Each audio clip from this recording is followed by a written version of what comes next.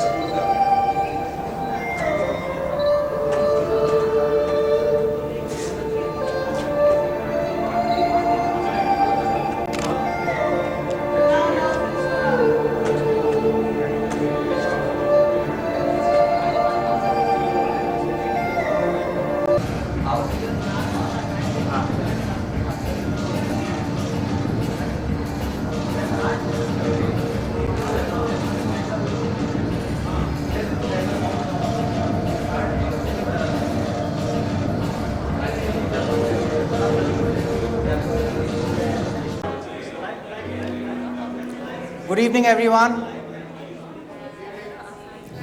Good evening, everyone. I'm Vinay Hebar, the Managing Director for Harvard Business Publishing in South Asia and Middle East. On behalf of the Harvard Business School Alumni Club of India and Harvard Business Publishing, it's my privilege to welcome each one of you today.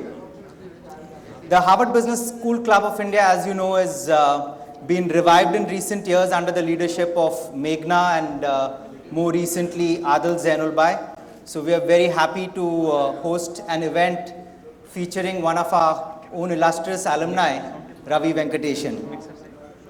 Harvard Business Publishing, for those who are not familiar, is a wholly owned subsidiary of the Harvard Business School, and we publish the Harvard Business Review, the books. Our corporate learning division works with several large companies, including some here, and our higher education division works with business schools all over the world, including over 100 in India. I know we are in for a super exciting panel discussion with a star-studded panel that will be moderated by Alok Shirsagar, who's here. I'll let Alok introduce the panelists and take the panel discussion further. But before that, I'd like to thank a few people who really made this event happen. Firstly, I'd like to thank our hosts, the Taj Lands End and the Taj Group. Thank you so much, Raymond, Birgit, Renu, and your entire team for being so gracious and agreeing to host the events here as well as in a couple of other cities. I'd like to thank Govind Iyer of Egon Zehnder and Adil Zainulbai of McKinsey & Company, who've been really generous with their support for the event as well as with their time through the conceptualization and planning of these events. Thank you to the panelists who are here today, Mr. Godrej, Dr. Piramal, Mr. Ganguly, Alok, as well as Govind, for being so generous with your time. And most importantly, thank you, Ravi. Thank you for putting together your rich experience, intellect, as well as research to put together this book that we as Harvard Business Review, your publishers, are honored to publish. I think this book comes at a very relevant time, almost contrarian, when we are reading about companies actually pull out from India, where they're talking about POSCO pull out $12 billion, ArcelorMittal, Walmart going slow on its investments in India. So I think a lot of companies are asking this question about how do you conquer the chaos. And there are more questions than answers, and I'm glad through your book you have several answers to this question. The book, not surprisingly, has received praise from high quarters in media in India as well as internationally. It's now the theme of a multi-part TV series on CNBC, which has started over the last couple of weeks. It's also on its way to becoming a bestseller in India. So that's one more reason to thank you. For more on today's discussion and panel, I'll leave you to Alok Shirsagar of McKinsey & Company. A few words of introduction on Alok for those of you who don't know him already. Alok's a director and heads the risk management practice for McKinsey & Company in Asia. He also leads the McKinsey Asia Center, a special initiative to help multinationals capture the value of globalization in Asia. The World Economic Forum has recognized Alok as a young global leader as recently as 2012. So delighted to have you, Alok. Over to you. Thank you, everyone. Enjoy the evening.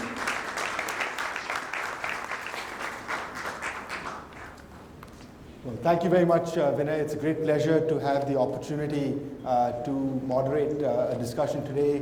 It's fantastic to have so many of you in the room and actually a very rich and diverse set of experiences. Over the next hour, what we'll try and do here is spend the first 10 or 15 minutes in a conversation with Ravi to have Ravi frame the discussion and the book. And then we'll actually invite our very eminent panelists to join us and provide their perspectives on the main themes of the book. And then we actually intend to have quite a long and rich discussion with all of you in terms of asking for Q&A and comments, given again the very rich and diverse experience that we have gathered here today. So I'm going to first and foremost have a great pleasure in inviting Ravi Venkatesan to join me. Ravi needs no introduction, but amongst other things was the chairman of Microsoft in India, Cummins in India, and now also runs Social Venture Partners in India as well. And he has, of course, spent the last year and a half writing this book. So he and I will start a conversation. Hi there, Alok. Thanks, Ravi. Can you hear us clearly? It seems very muffled back there. Maybe it's just audio.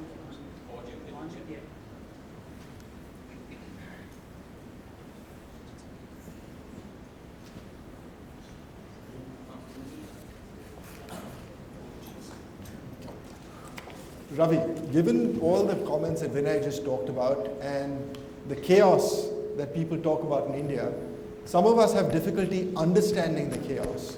You talk about conquering it. Why did you write the book? Anybody who spent 20 years working for multinationals would know the answer to that, right? Because as a country manager of a multinational in India, Ravi, the mic is not on. Okay, I'll just switch to this. I said anybody here who's worked for a multinational for any length of time would know immediately the answer to Alok's question. As a country head of a multinational, you're essentially sandwiched between two giant bureaucracies. The bureaucracy of India and the bureaucracy of your headquarters. And if you're not careful, you can become the unwitting victim of that. But on a more serious note, what I saw playing out in the last 2-3 years concerned me greatly. Through most of the 90s and early 2000s and all that, I saw India get passed over, overlooked by multinational companies who were completely mesmerized by what was happening in China, the emergence and growth of China. And I saw that play, and we had a few years of reprieve between 2005 and 2010. But I saw it play out beginning to play out all over again as company after company gets scared away by the chaos of India and loses interest and starts looking at other places, whether it's Indonesia, Africa, or even Myanmar. And I think India is an extraordinarily difficult place, no question about it. You know it much more than I do. But the reality is two things. One is in the same difficult, chaotic environment, some companies have managed to do exceedingly well. So you can't entirely plausibly blame the country and the market for your performance. And the second thing is, it struck me that the things I call chaos, whether it's corruption, crony capitalism, bureaucracy, uncertainty of policies, all the bad infrastructure, they're not unique to India alone. It struck me that they are really distinguishing characteristics of most emerging markets. And so multinational companies need to learn to deal with these things. I'm not letting the government of India or any of us off the hook. We've got to be a less scary place for sure. But it struck me that multinational companies needed to look in the mirror and do a few things differently. And that's sort of the main thesis in the book. In the book, you talk a lot about your personal experiences at Cummins and Microsoft. What were the 2 or 3 things you really did in both of those cases to actually address some of the chaos or the points you just talked about? I'm not sure I did anything to address the chaos. Sometimes when you look back, you've got to be honest and admit you were just plain lucky. If you're just in the right place at the right time, you can look like a hero. So thanks, Hemant. So, luck played an incredibly important part, both in my tenure at Cummins and at Microsoft. So the most important advice, which I don't give in the book, is be lucky. We had a tremendous tailwind for a lot of this period, and that made a difference. I think in any company, if you're going to get anywhere, you've got to get the person who calls the shots globally, excited about the possibilities out here. And I was very fortunate that through much of my tenure at Cummins, as well as during Bill Gates' chairmanship, that was there. And so it was reasonably plausible to make the case for India and attract investment and do all those things. And the other thing I would say that I got more right than wrong is hiring the right people. And they made a lot of good things happen, some of which I talk about in the book. So now, having written the book, and you now are 10 years ago, and you actually read your own book, what would you have done differently? I've often thought about that. It's a great question. The piece that I would do differently if I could live my past all over again is actually focus much more on the people agenda. I think I did okay in terms of building teams and hiring people and developing talent. I probably did reasonably well. But I think many times we were constrained not by opportunity or investment, but by sheer sort of capability of the organization to go after some of the great things, the opportunities we had. And so what I've learned in my travels and conversations across 30 companies is a small number of people really do it right. And what they seem to get really correct is they put the sort of talent agenda more center stage than I did. And I therefore chose to devote, almost 2 chapters to this whole thing. The chapter on how do you pick the country leader and how do you grow talent in India. And I think the lady who did the book review in Financial Times used a strange word for it, right? Well, she called it the Lord Clive of India, right? You need more Clives. Yeah. So there's quite a lot I put into the book in terms of what I might do differently, just based on not my experience, but looking at companies that do a superb job, and there are not many of that. But maybe just some specifics on that theme. What are some of those things that you've seen companies do on the people front, on some of the innovation and business model front? Well, I'd rather talk about what they do right on the people side, for instance, because I think that's what begins to be at the core of things. We've got Dr. Ashok Ganguly there, and I spent quite a bit of time inside Unilever, because it seems to me that they still do many things more right on the people and leadership development agenda than many other companies. I also went to ICICI, etc. And one thing I was impressed by is their consistent willingness to take big bets on young people. I saw most companies actually saying, there's a talent process, we'll look at people, we'll say, well, this is what they could do, but they're not ready yet. And what I saw 1 or 2 companies do is say, this person is not ready at all, but let's throw them in at the deep end and see what happens. And when I look back at my own career and what it is that allowed me to do the things I did, it's because somebody consistently put me in jobs I was not ready for. And how do you make a systematic process of that was one thing that I really appreciated. And the other thing that was really cool is in some companies, No, in most companies I found there's a set of strategic initiatives out here and there's a talent development process out there way to the side. In the really good companies, these two things coalesce or converge. So if you have strategic initiatives, you populate them by your up and coming stars and you really mentor the hell out of them. And what happens is you get good business outcomes and you get really strong leaders coming up through the organization. So those are two very specific things that I think I learned.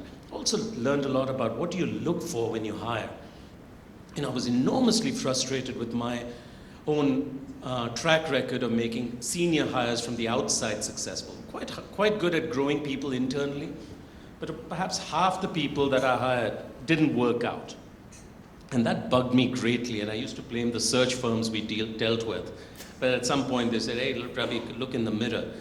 And I did, and I spent an enormous amount of time going around talking to CEOs who do this really amazingly well. And yeah, they have a certain failure rate too, but they're at the 80% right kind of thing. And so I've got a little bit of their secret sauce in the book around what you look for.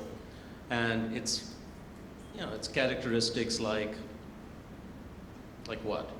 You look for entrepreneurship. More importantly, you look for courage. If there's one thing I've learned to really, really focus on in hiring, whether it's internal promotions or external ones, it's the presence of courage in a person, character. Because a lot of other things follow from the willingness of a leader to take just plain old tough decisions, even if they have great personal consequences. So you did dozens and dozens of interviews and case examples and probably more work than an average professor would do, Ravi, on this. What was the most fun and most surprising interview or case example you came across? I had great fun with McDonald's. I don't know if Amit is here in the audience somewhere, maybe he's not. But I had tremendous fun with McDonald's because I don't come from a consumer background, right?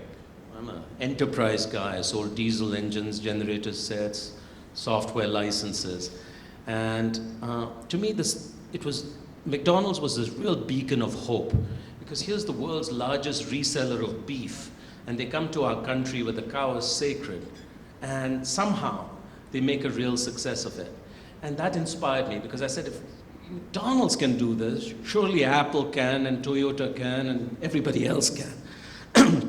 It was great fun going under the hood to see how Vikram Bakshi in Delhi and Amit here and their teams systematically, iterated till they got things right, whether it's the menu, the restaurant design, the supply chain, the policy and regulatory environment, and that they took 7-8 years.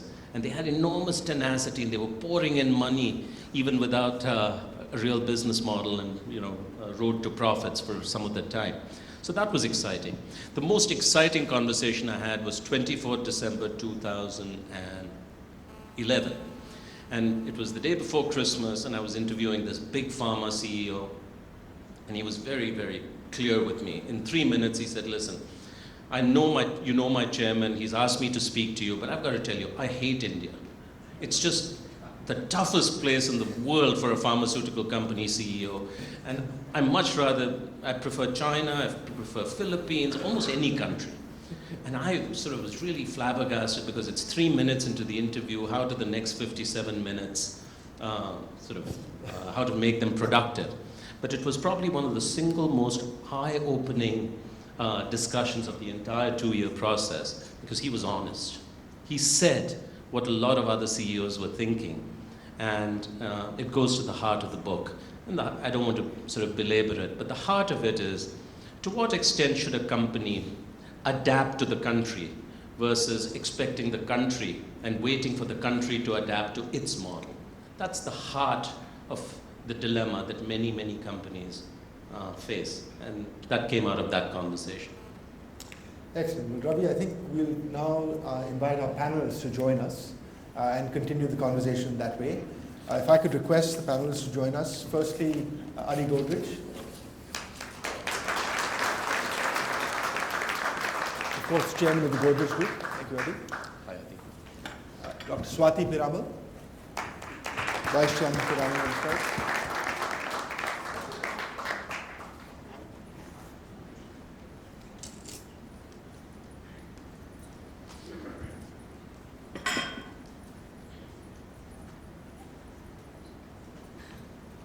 Dr. Ashok Ganguly.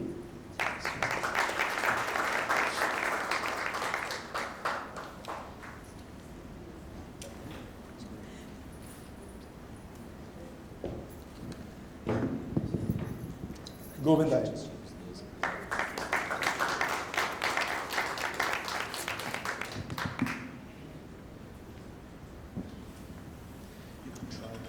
Likely going to have to. Did I set this, please? It's fine. Excellent. But I'm going to ask each of the panelists to perhaps start off with some of their own impressions of the book and some of the themes that Ravi just articulated. So if I could start with you, Dr. Ram. Thanks, but I'd want to share a small story about Ravi. I found myself sitting next to him at Harvard Business School, and I was a medic who had strayed by accident into the marketing class. And everyone was feeling sorry for me because here was this person from outer space sitting in the HBS where it was fierce competition to put your hand up and ask a question. And I found sitting next to this very thin person with big owlish glasses. And I was not to know that he was a Baker scholar. But he felt very sorry for me, and then we did a marketing project together. But thanks, Ravi. It was a pleasure to see how well you've done after we graduated. If it isn't evident here, we know who the really successful person was. Sweet, Ravi, thanks.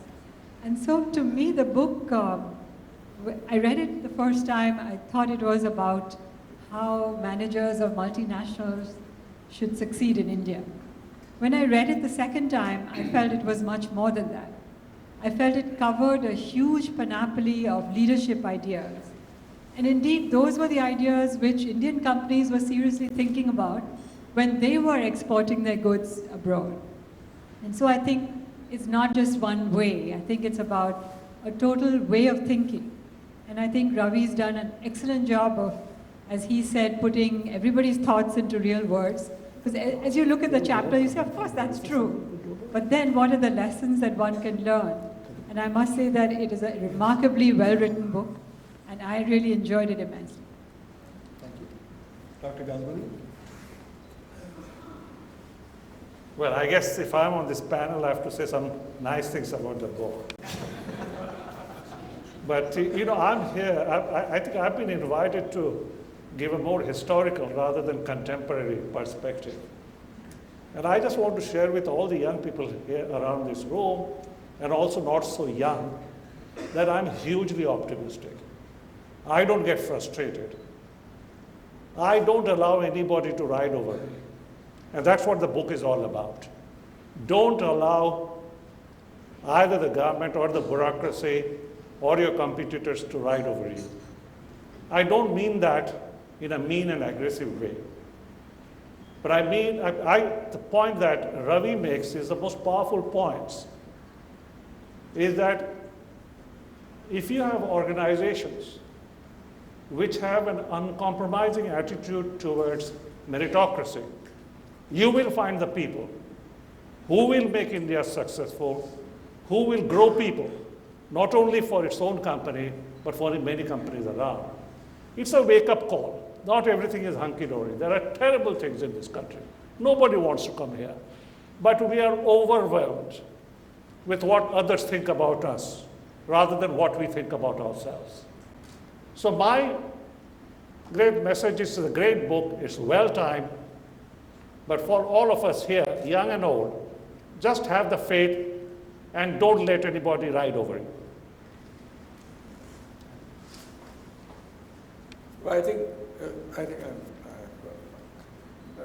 Ravi has very aptly portrayed that doing business in India means learning about the way things are in this country, which are very different from almost any other country in the world. And there are so many peculiarities about our country that once you are able to do well in India, it can really carry you forward almost anywhere. I think that is the message, the strongest message I got from the book. And I have found it through my career very, very true. India is difficult to adjust to, even for Indian companies. But once you do adjust, then things work reasonably well in India because you master the right way to do things. I think we have been caught up with the difficulties in terms of corruption, the difficulty in terms of governance, but there are many companies in India who manage well without falling into these traps. And that has been through the last 50 years. And I feel that even if you look at multinational companies, the ones that have adjusted to India, the ones that came in a little earlier, got to learn about India, such as the company Dr. Ganguly headed, I think they've done extremely well and they continue to do well. And another thing I have noticed is that multinationals who have been successful in India are able to take a lot of learnings to other geographies. Not just product ideas, business processes, growth targets, various things extremely successfully. So I think it's very aptly relays the message that learning to do business in India well can really put you in a strong state anywhere in the world. Thank you. Yeah, my spin on the book when I first read it in its early draft form was that you can look at it as a cup half full or half empty. And as Dr. Ganguly was mentioning, what I really liked about it is you can take the positive messages that Ravi's trying to get out there, and based on experiences that he's had and what he's heard about, and make it a much more positive spin. And what I really liked was the diversity of the examples that were there, whether it was a GE or a Honeywell or a JCB, and that shows that actually many successful businesses in India work across industry spectrums. And that, to my mind, was one of the biggest learnings from the book. One of the themes in the book is this whole theme around talent and developing talent in order to be successful. And as I think you pointed out, Swati, this is as much an issue for Indian companies in going overseas. Do they have a cadre of talent that can actually manage businesses overseas as they would in India? What, in your mind, are some of the important perspectives to keep in mind as far as talent and talent development are concerned, especially when you're thinking about globalization? So when I was reading the book, one of the lines is that there's always a dilemma, whether you should send your best person there or you should send somebody who knows the markets. And it's a totally opposite statement. So it is a dilemma that all of us face. If we want to enter the American markets, should we find somebody who knows how America runs, or should we send our own trusted lieutenant who knows the way we do business? And I think the world is changing. And the way the world is changing, I'd like to share an example. We sell one big brand in India called lactocalamine, and we launched a new premium quality which was bristling with patents, that innovation. And when I look at what was available in the US, it didn't have patents, didn't have technology. And so the new technologies, I think, are coming out of the East. They're coming from Korea, they're coming from India, and these are markets where, everything that was the most beautiful for any woman was French. And suddenly, here we have new technology coming from Asia. And so I think the world is changing. And how do we then take technology solutions to these markets is a different challenge from the one which is simple, which is saying, okay, shall I send my best person? And so I think the context of the new innovation or new technology makes us want to think differently. Adi, one of the things you've obviously done is been extremely successful in India and now starting to export that across the world. Building on what Swati was saying, what are some of the things that you have been doing in that context, and some perspectives from also the book as well? Well, I think from a talent point of view, I think what companies in India have really learned well is pick good talent, develop good talent, But I think by and large, Indian talent developed has helped companies from outside do very well. And I think that's the lesson we are getting in other countries we operate in too. That if we pick the right local talent, we have of course expanded internationally mainly by acquisitions. And as far as possible, we have retained the talent we had there.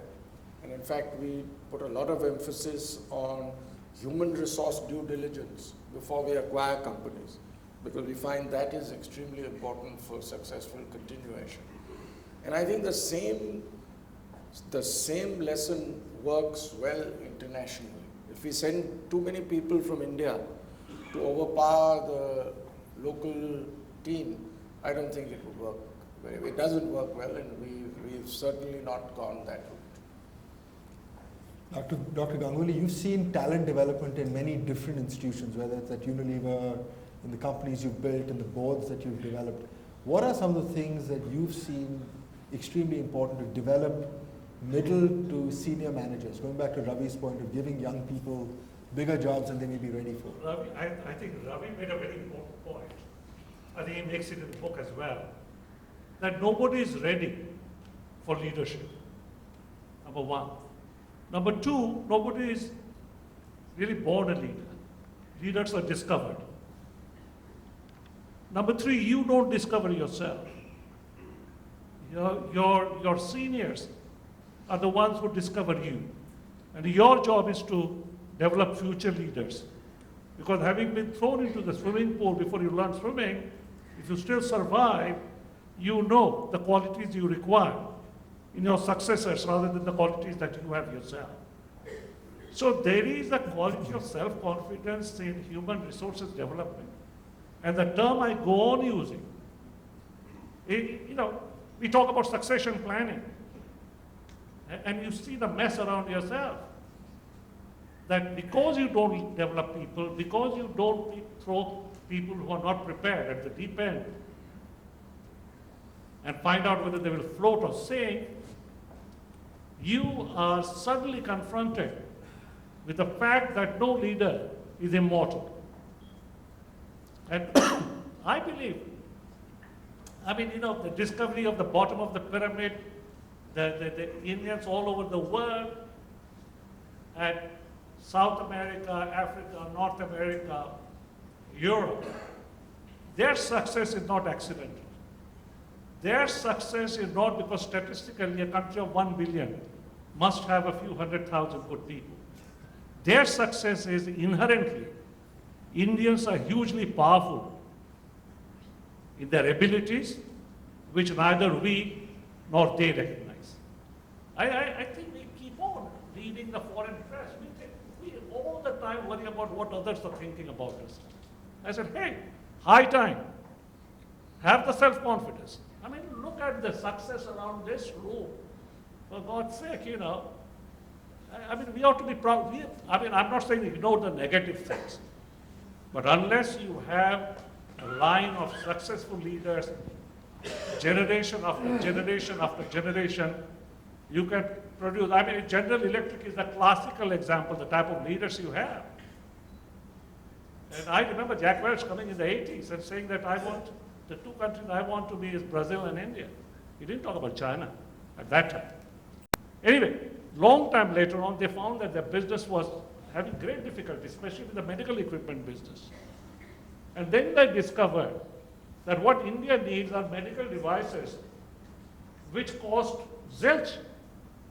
And the portable cardiac instrument, the portable MRI instruments, etc., came out of India, innovations in India. So they found the people to come here and discover the market and innovate and not send their headquarters to tell India how to run their business. And once you get very good leaders, the headquarters can't tell you how to run the business. Either you deliver or you walk. Sorry, I've taken a little longer than I wanted. But Govind, in your profession, you're obviously looking to place people all the time. And Dr. Ganguly makes this point around you've got to get them discovered and ready before even they might realize it themselves. How do you go about finding these sorts of globally minded executives, either for Indian companies or global companies operating in India? And what distinguishes those that succeed? Yeah, so I want to build on one of the chapters in the book which talks about the country manager, another one that talks about leadership talent. And I think there are a few things that Ravi mentions there which are core to, I think, getting success. And the big one is learning agility. I mean, learning agility is the ability to learn quickly and to adapt it quickly. And I think that's something that I've seen in my career, as we as a firm have seen. If you can spot that in individuals, then any role they take, they can do it much better and much faster. Versus just having the domain and knowing where you are today. Because being stagnant at the current level will be a very big detriment to your future growth. So I think learning agility is something.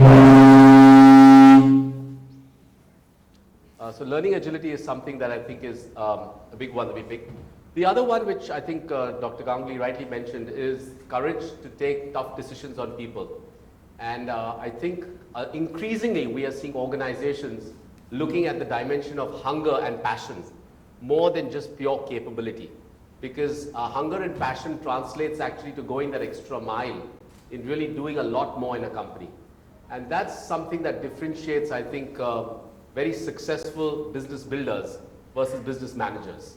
And business building is something that we focus on. So those are the two things I would say. Please. I forgot to mention this. Which ones? The bottom. Isn't it interesting that he's teaching me how to switch on my mic? Always. No, but you'd asked me a question earlier. What did I learn? What did I learn about this leadership thing? The thing that bugged me is, hey, every good company has a talent process. Okay, they all have some high potential program, etc. So if you actually go into the company, you can be pretty much fooled. So why is it that there are very few companies like GE, like Hindustan Unilever, like ICICI that consistently are schools for or factories of leadership talent? And the great aha for me is a very simple one. In these companies, growing leaders is a condition for advancement. In 99 out of 100 companies, you can be promoted simply for meeting the numbers or delivering some business results. In these companies, you cannot. That's fine, but unless you're also developing leaders, you're going nowhere. You're going to be stuck in middle management. If you cannot change that policy in your company, everything else is going to fall on infertile soil. So, really, this is for me one of the most important takeaways, and which I thought I'll share. One of the things, Ari, you talked about is the fact that you've done a number of overseas acquisitions. You've also been a joint venture partner to many multinationals in India. What have been some of your reflections on those acquisitions on one hand and JVs on the other that have been successful, and what's characterized them? Well, let me talk of the JVs first. I think what I have learned over the years is that most of the JVs we did were with companies who had come, I think all of them, companies who had come to India for the first time or the near first time. And I think clearly many international companies find it useful to partner with an Indian company, but that usefulness doesn't last very long. And we found that we could learn a lot from these companies we did joint ventures with. They could learn a lot from us. But after a few years, I think the learnings from the joint venture were as much as you could do. Secondly, what we noticed was that the ability of international companies to continue with joint ventures in a country like India is affected a little bit by the change in leadership in those countries. And typically, in many of these companies, the new CEO tends to find fault with the earlier CEO, and hence with the joint venture too. So we figured that in our joint ventures, if we restructured them, after a while, it suited both extremely well. Each one learned what they could. A lot of value was created, I think, for both sides. And that's how we have restructured almost all the joint. We still have a couple of continuing joint ventures, but we have restructured a lot of them. In terms of acquisitions, the biggest learning we've had is continuing with the teams of the companies we have acquired, but first ensure that those teams are really good before you acquire the company. So in some cases, we have said no thank you when the human legal due diligence is okay, other due diligences work out well, but if the human resource due diligence was not up to our liking, we have said no thank you. And I think we have done well following that policy. I think your comments and having been on both sides of that as well.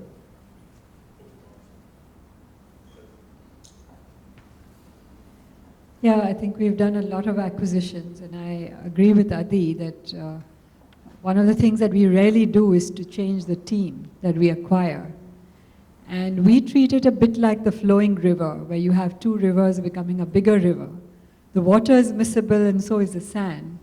And the river the final river doesn't take any one character. And that way both of us learn a lot. One of our big values is humility. And this humility is not about just being the underdog, even in an acquisition or in a merger or in a JV, but it's really having the open mind to learn continuously. And we have found that that really helps us to quickly make changes, and it helps us to rejig things. We have done a lot of strategic alliances, we've done a lot of acquisitions, but in all cases we kind of kept the timber of the team, and we had the humility to learn quickly.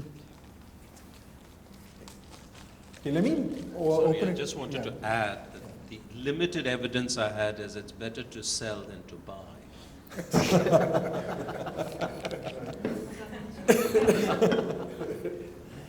Let me open it up to some questions from the audience, and then we can come back around to some panel discussions. Questions from the audience? Hemant?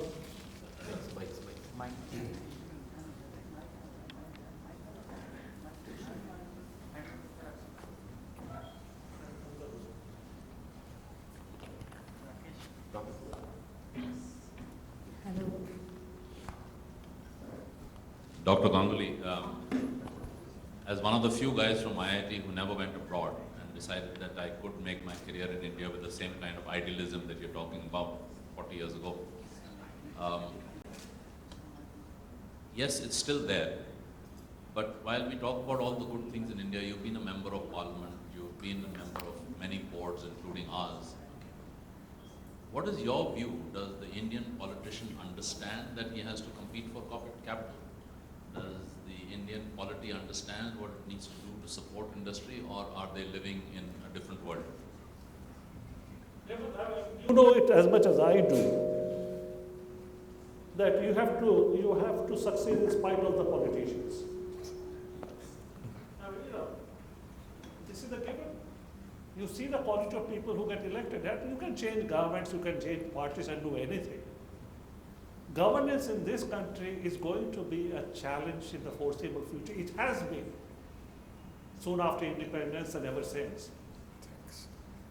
And I don't think we should look externally, we should look more internally to our competence, our priorities, to our relationship with trade unions, to our discovery of markets. And really, I used to say in my younger days that you have to perform a bypass surgery in a system which does not allow blood to flow. And I still believe that is true. I love the analogy, Dr. Ganguly, but let's take an example that we're looking at just now. The price of power in Maharashtra is between 7 rupees and 9 rupees. The price of power in Sharjah or Abu Dhabi is 1 rupee. It's 2.5 hours flight. It's got the Indian managers there, it's got labor from India there. Is there a logical reason why I can't serve the Indian market? Okay. From setting up shop in Abu Dhabi, when I don't have the infrastructure in India, I can ship from there to Europe, I can ship from there to Indonesia, I can ship from there anywhere else. does the government realize that there is a problem in terms of creating infrastructure and market? Hemant, logic does not work. You want to move to Sharjah? Please. I'm sorry, I don't say that arrogantly. Logic does not work. Everybody understands. They are not fools. There are compulsions that you and I possibly don't appreciate as much as I do sitting in Delhi now. I don't like them. I don't agree with them. But that's the reality. Are you going to give up doing business in this country? Are you going to stop discovering the gold that lies beneath the surface? And there is an easy way out. And I don't envy it. I don't criticize people who walk. But I think the gold is in this country.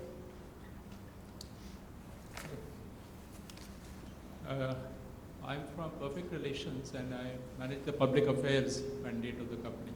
So quickly I wanted to rejoin on this chapter 8 of the book. I call it chapter 8, which deals with regulatory overhang. I would endorse what Dr. Ganguly says because there are two excellent examples sitting here. One is Unilever, the second is the Godrej Group, who have negotiated honestly, efficiently in India and abroad on how to do good business. In fact, these two companies I've benchmarked personally right through 30 years of my career. And there's a huge amount to learn from both of them. Right? But the question, Ravi, is two. One is that in your book yourself, you have said that there are 3 or 4 sensitive sectors. Mining, defense is not there in the book, but a few of them. How does a multinational take care of not losing a competitive advantage? You know, because time delayed is time lost on that. The second is, and in fact, I perhaps want to endorse it, I think multinationals should follow the Unilever example of seriously committing over a period of time to corporate citizenship in all its sweat and blood, and then extract the best out from the regulatory overhang. Oh, sure. Is that a question addressed to me?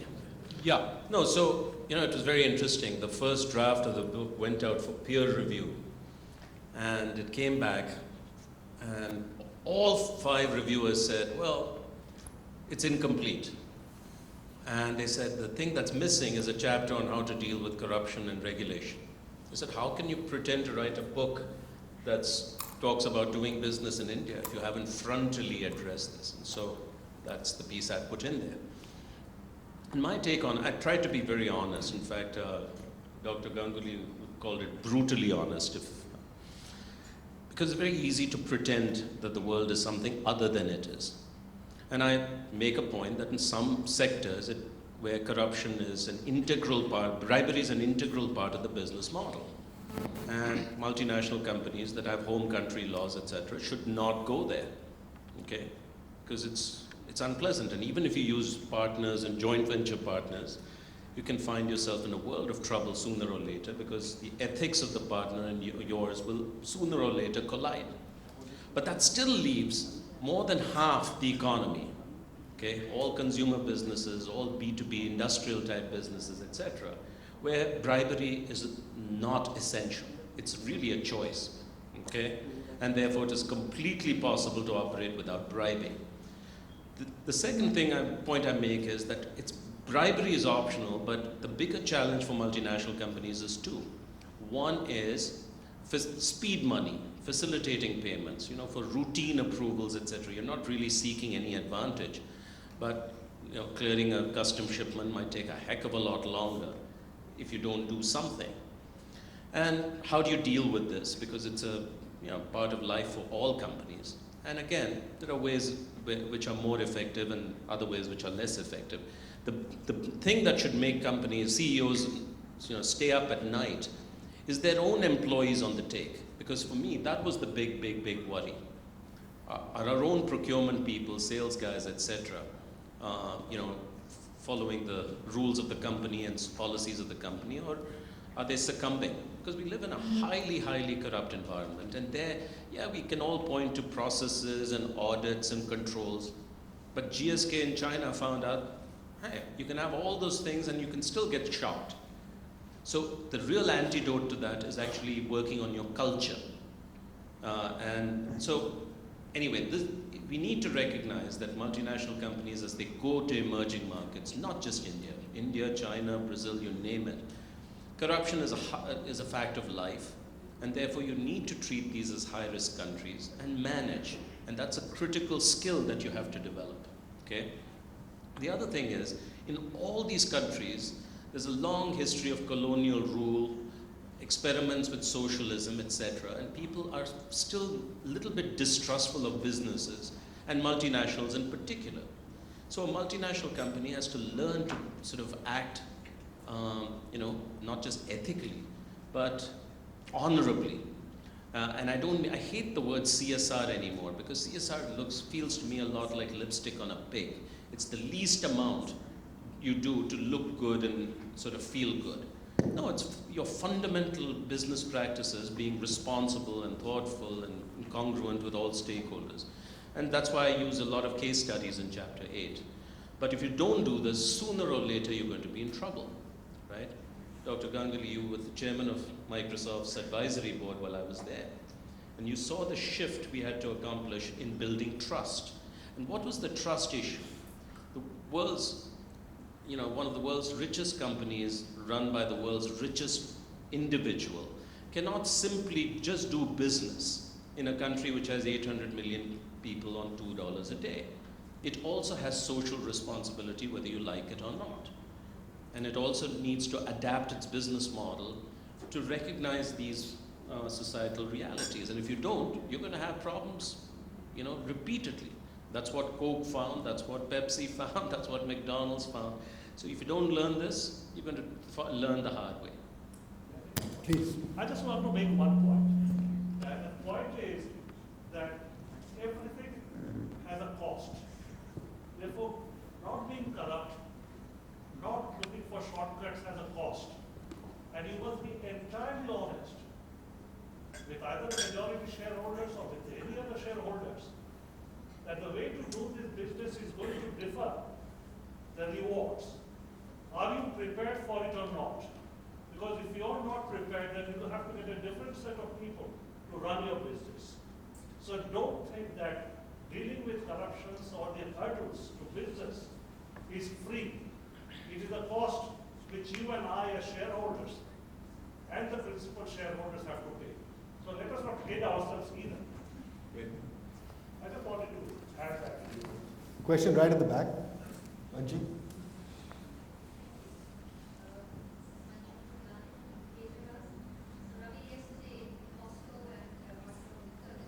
Sorry, we can't hear you. Can you hear me now? Yeah. Yesterday, POSCO and ArcelorMittal decided to not wait it out in India anymore. How can you say you have to be in India or you're not going to win? People have decided they don't want to be in India, and they don't want to win here. Well, I just say one thing, Manjeet, which is the decision to not participate in a country of 1 billion people is not without consequences, okay? But it's still very much a choice that each company, each CEO makes. And who's to say they're wrong and I'm right? I'm just saying it has consequences. For instance, I found it quite astonishing that a company as well run and amazing as Apple is irrelevantly small in India, okay? They've basically allowed Samsung to eat their lunch. Not just in India, all across emerging markets. Does that have consequences? Apple shareholders certainly seem to think so. So I'm not debating whether POSCO did the right thing, whether Walmart is doing the right thing by slowing down or not. I think their reactions are entirely logical and sensible. I do think that companies that take a longer term view of the market and stick it out often find themselves reasonably well rewarded. They end up having a giant market share in a reasonably large economy. And then the others are desperately then reduced to trying to claw back share. And that's the choice. But again, there's no way of predicting how their decision yesterday or what last week is going to play out. But let me throw it over to others. Maybe Adi, you talked, the theme of the book is win in India, win everywhere. And you've been following that in the Godrej Group. What things about winning in India have you started to apply elsewhere? Perhaps to also address Manjeet's questions of why be in India in the first place. Well, to first just address her question, I think it's extremely important that both things take place. One is that international companies need to adapt to India, have a long-term point of view, work out and don't give up too early. Secondly, I think we need to change things too in India. I think we have created, especially I think in the last 2 or 3 years, a very bad perception of our country outside, which wasn't there, say, 3 years ago. I think we need to change that. We made a few, I think the worst thing we did were these retrospective amendments, the GAR rules, etc. We needn't have done it, and we need to quickly make redress for that. But clearly, I think if you see any company that has done well here, they've been able to take many practices from India to other countries very successfully.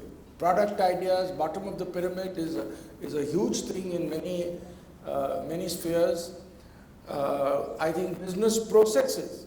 I think we put too little emphasis on successful business processes in India in a low-cost economy which have been taken outside. And there are many such things which we follow. I think people who will continue to be successful in India will be very successful internationally too. And I totally agree with Dr. Ganguly. I am personally also extremely optimistic about the future of the Indian economy. I know there is currently a lot of talk that has this 5% growth rate become the sort of norm in India, etc. I don't believe so. I think even with a few of the reforms that are already in the process, we will quickly get back to an 8% growth rate. And I do believe that India will certainly in the next 20 to 30 years be one of the largest economies in the world. Just to add to what Adi is saying, I think the reason for hope is young people. And the way they are moving, their aspirations, the way they are doing innovations, the way they are moving quickly to absorb digitization, and it's just amazing to me. There was a young kid at the HBS class who invented, I think this before he went to HBS, he worked for us in our social area which was doing clean water in villages. The invention that he made was the RFID and the cloud devices in rural India. And that recently won an award by Frost & Sullivan for technology for sustainable growth. It wasn't in our main company, it was in our CSR initiative done by a young kid who went to Harvard Business School just the year after he invented this. And I think that gives me a great reason for hope that it is the brains of our young people, it is the aspirations of our young people, the sheer numbers which nobody can take away. This is Keval Hunter. Keval, and then we'll come back. Sorry. This is Keval Hunter. In working in an MNC, many times I observe is that the chaos at the headquarters disrupts the Indian operation. Many times the chaos at the headquarters is the change of leadership at the top, or the change of the leadership at the international level. And with the change is the entire thought process, the learning part, and the communication completely breaks down. Now this chaos also sometimes is created when the M&A happens. And when the M&A happens, what happens? Global M&A happens. There is a common dictate, let's say, to reduce so many people across the globe. That creates a chaos in the country. What do you think such situations need to be managed? I do agree with Dr. Ganguly says sometimes you have to stand up with your conviction and face it. But what do you think in your experience is the best way to manage this? Courage and performance. No, I think that's very much a fact of life in a multinational company, in any company. You've got these giant changes happening at the top and around you, and it is bound to have repercussions here. But, you know, I recount a very painful story. I was running Cummins in Pune. It used to be, some of you may know it as Kirloskar Cummins. I was heading that up. And Cummins sort of came into some hardship globally. And so there was this edict that says, you're going to reduce 10% of your workforce by the end of the year. India was growing, so I ignored it. But I was this courageous country manager, and it was anyway a listed company, and they had only 51%, and I was the chairman, and all that sort of stuff.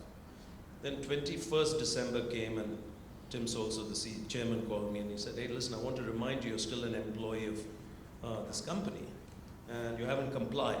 So I expect your list by next week. And of course, discretion being the better part of valor, I complied. And of course, all hell broke loose because it was, you had to go through what was called a VRS, except it was an IVRS. And next thing you know, the people who had been impacted went to the Shiv Sena, and there was a lot of unrest in Pune. And that really, really was a wake-up call for me. Because sometimes you have to stand up and put your career on the line for the sake of doing what is right rather than what is expedient and so forth. And to argue more persuasively, obviously when you have a track record of performance, it helps considerably in your case. And sometimes it may not work, and you may have to walk, but I think it's incredibly important that country managers and country leadership teams learn to show greater spirit and courage and conviction than they usually do. I'm not sure if